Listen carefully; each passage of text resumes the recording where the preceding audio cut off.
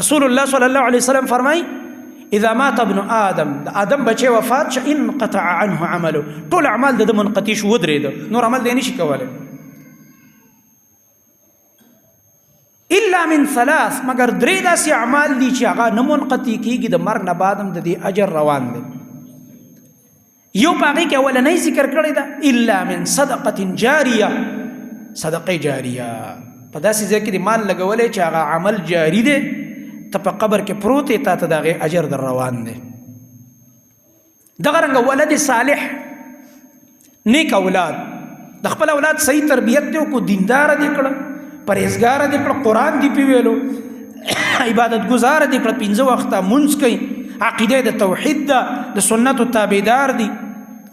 دا اولاد دا پلار مور به مړی او دا اولاد به ورته دعاګانې کوي دا مرګ نه بعد وررسېږي د دې بچو د اعمال په دې کې د مور پلار حصه ده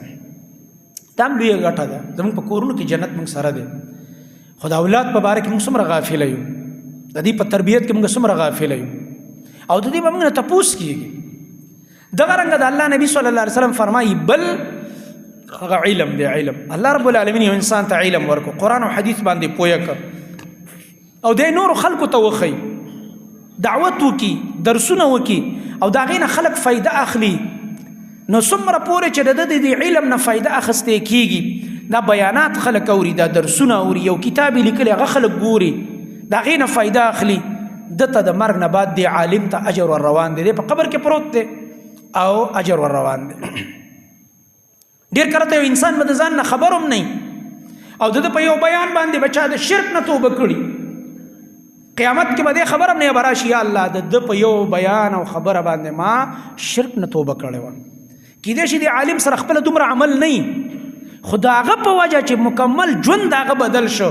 شرک نه توبه وکړه او توحید ته راغی او د هغې نه بعد په توحید اعمال او بندګیانې کولې د دې عالم پکې حصه ده الله اکبر یو کس به راشي یا الله ما زنا کوله د دې فلاني عالم بیان مې واورېدو زما یره وشوله ستا د یرې نه ما د زنا نه توبه وکړله ژوند مې پاک شو د هغې نه بعد یو به راشي یا الله ما شرابونه څکل بل به راشي یا الله ما غلاګانې کولې بل به راشي یا الله ما قتلونه کول بل به راشي یا الله ما د مور پلار نافرماني کوله بل به راشي یا الله ما خیانتونه کول بل به راشي یا الله ما د فلانی جرم کولو مونځ مې نه کوو 5 وخته مونځ د یو عالم بیان د فلانی عالم بیان مې واورېده او ما توبه وایستله دا به الله د عالم په عمل نامه کې لیکلي الله اکبر دی په قبر کې پروت دی او د دې انسان د په یو بیان چې د کوم نیک عمل شروع کړی د دې عالم سره حصه ده الله اکبر الله دې د ټولو علماو نه د هغوی دعوتونه او درسونه قبول کړي په خپل دربار کې دا خبره اخلاص غواړي الله دې موږ ټولو کې اخلاص پیدا کړي دا د مرګ نه بعد دا اجرونه ور رواني